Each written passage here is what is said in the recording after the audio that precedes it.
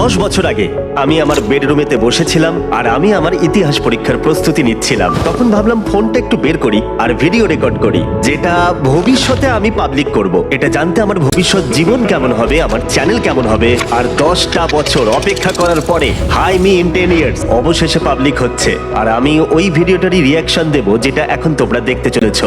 তাই চলো শুরু করি। হাই, আমি 10 বছর পর আমি ভেবেছি এই ভিডিওটা আমি আপলোড করব Wow. এখন থেকে 10 বছর পরে।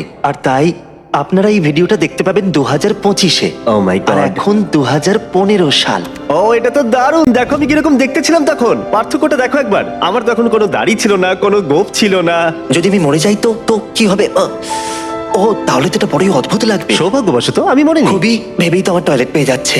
যাই হোক, চলো দেখা যাক যে যদি আমার মিলিয়ন সাবস্ক্রাইবার না হয় যখন আপনারা ভিডিওটা দেখছেন, তাহলে আমি ভাববো আমার জীবন শেষ হয়ে গেছে। বলতে গেলে আমার কাছে প্রচুর চ্যানেল আছে যার সাবস্ক্রাইবার মিলিয়ন। আর পুরনো জিমিকে আরো ভালো করে শুনতে শুরু করার আগে, যেখানে 17 বছরের আগের জিমি এখানে কথা বলছে, মানে বলছি যে তখনকার অনুভূতির কথা ভেবে আমি বোঝানোর চেষ্টা করব 17 বছরের ছেলের মনে তখন কি চলছিল। তখন আমাদের কাছে এত টাকা ছিল না, মানে ওই আমি ছিলাম তখন একটা মধ্যবিত্ত পরিবারের সন্তান। আর 2008 সালে আমরা প্রায় ব্যাংকরাপ্ট হয়ে গেছিলাম। তাই আমরা তখন সব হারিয়েছিলাম, মানে আমার বাবা মা অ্যাকচুয়ালি তখন ব্যাংকরাপ্ট হয়ে গেছিল। আর বছরের পর বছর, বছরের পর বছর, বছরের পর বছর প্রচুর কষ্ট করেছিলাম, কিন্তু কেউ ভিডিও দেখতো না। আমার স্কুলের সবাই, আমার চারপাশের সবাই বলতো, জিমি তুমি ইউটিউবার হতে পারবে না, তুমি অবাস্তব স্বপ্ন দেখছো, তুমি একটা মরিচিকার পিছনে দৌড়চ্ছ, তোমাকে আসলে ফোকাস করতে হবে সেই সমস্ত জিনিসের উপর যেগুলোতে তুমি উন্নতি করবে। আর এদের কথা শুনে তখন আমার সত্যিই মনে হচ্ছিল আমি কি আমার জীবনটাকে নষ্ট করে ফেলছি, আমি কি ব্যর্থ হব, আমি কি আমার ঘর বাড়ি হারিয়ে ফেলবো, এসব কি কাজ করবে? তোমরা জানো আমার মায়ের বেশি টাকা ছিল না, আমিও চাইছিলাম না তার উপরে বেশি প্রেশার দিতে, আমি তার পাশে দাঁড়াতে চেয়েছিলাম। আর এই সমস্ত চিন্তা ভাবনা তখন আমার মাথায় যেন একটা ঝড় তুলে দিচ্ছিল যে এরপরে কি হতে চলেছে। আর এখন 10 বছর পরের জিমির মানসিকতা তোমরা দেখছো।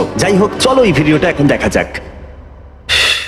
কিন্তু যখন আপনারা দেখবেন আমার হাই স্কুল শেষ হয়ে যাবে, আমি হাই স্কুল পাশ করেছি, কলেজ শুরু হবে। টেকনিক্যালি আমি কলেজে গেছিলাম কিন্তু 2 সপ্তাহের জন্য, তারপর বোর লাগছিল খুব, আমি আর যাইনি। ওটা একটা কমিউনিটি কলেজ ছিল, নর্মাল কলেজে অ্যাফোর্ড করতে পারিনি। আর ইউটিউবটাকে একটা জবের মতো করব আশা করছি। হয়তো আমি শুধু ভাবছি তখনকার জিমি শুধু এটাই ভাবতো যে ইউটিউব তার কাছে একটা শুধু জব হয়ে উঠুক। আর এখন আমি অনেক পরিবারের পাশে দাঁড়াতে পারি, আমার প্রচুর ফুল টাইম এমপ্লয়ি আছে, আমাদের মেন চ্যানেলের ভিডিওর দ্বারা আমরা প্রচুর মানুষের সাহায্য করতে পারি। এটা শুনলে এখন হাসি পাবে যে 10 বছর আগে আমি, যেটা হয়তো খুব বেশি সময় নয়, আমি তখন শুধুমাত্র নিজের ভবিষ্যতের কথাই ভাবতাম। হ্যাঁ, এখন অব্দি ইউটিউব আমার ভালোই লাগছে, আশা করি ভবিষ্যতেও আমার ভালোই লাগবে। আমার মনে হয় না আমি কোনোদিন ইউটিউব ছাড়তে পারবো। বলতে গেলে ইউটিউব এখন আমার শিরায় শিরায় মিশে গেছে। আমি কন্টেন্ট বানাতে